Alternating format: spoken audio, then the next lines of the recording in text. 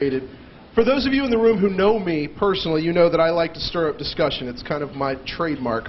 I can whip up a controversial discussion faster than just about anyone else I know. I love it even better when that discussion leads to action. My passion around hazing prevention comes from two places. First, it comes from the fact that I almost did not join a fraternity because I was afraid of being hazed myself. Fortunately, a new group was starting on campus, and they said from the very beginning hazing wasn't going to be part of what they were doing, and I bought in. I can't even imagine how different my life would be if that had not happened to me, and hazing almost stopped my career from happening. My second source of personal passion on this issue is one that motivates me to action today. It comes from the fact that I am an adoptive parent. I adopted my son Isaiah when he was 8 years old. Today Isaiah is a productive, hell-raising 12-year-old. He does well in school, he has a lot of friends, although he has not expressed much interest in girls at this point, or boys, we're not sure which way that wind's blowing. He is completely obsessed with lacrosse and robots. Those are his two obsessions, and our Christmas list is very full of robots and lacrosse items.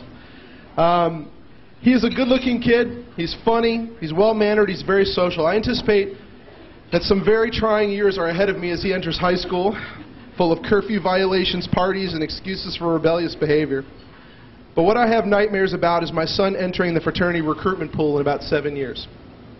He has seen my fraternity involvement, and he spends a lot of time around the college men I advise at Colorado State University. So I'm pretty sure he's going to go to some campus looking to join a fraternity right away. I'm betting that some fraternity, hopefully mine, will recruit him aggressively. If he continues with lacrosse, who knows, he might join a club to do that. I don't know. But back to my nightmare. See, what you and those lacrosse players or those fraternity men rushing my son someday don't know is that Isaiah had a pretty scary childhood before he came to us. He was desperately neglected by his drug-abusing birth parents. He usually didn't have enough food. He didn't know how to brush his teeth until he was 7 years old.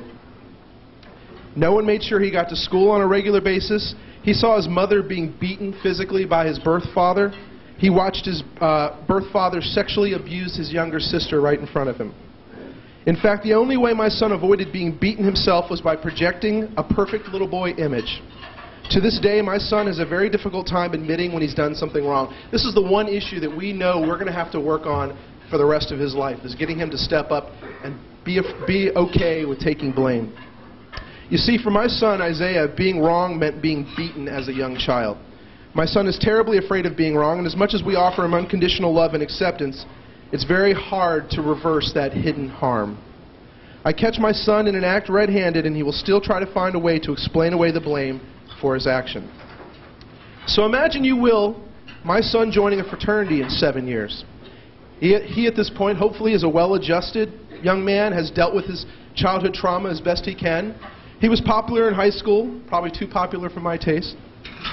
He has benefited from years of structure and parents who love and encourage him very much. But he joins that fraternity or lacrosse team where new members are subjected to new member rights.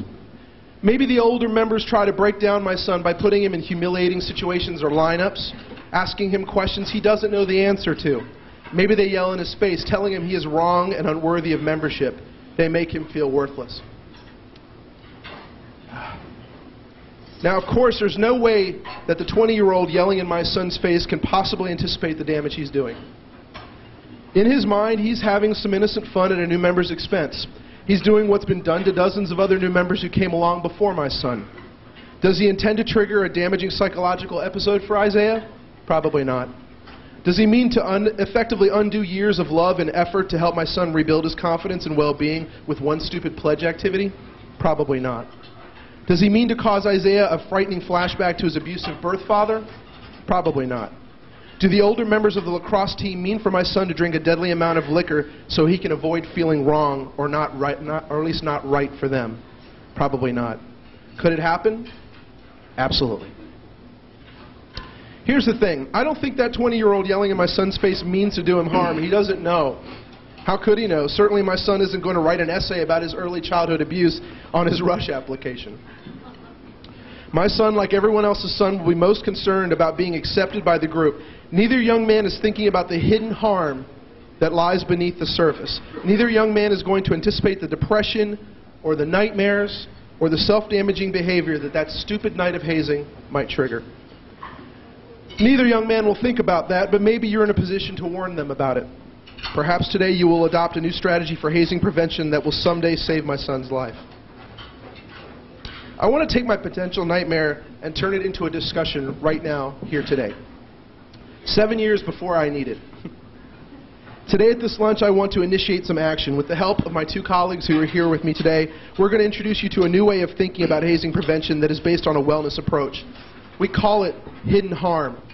And I truly believe that it's an approach that will resonate with some of the students back on your campus. To begin, I'll ask my friend and colleague Travis Apgar to the mic to tell you a true story of hidden harm.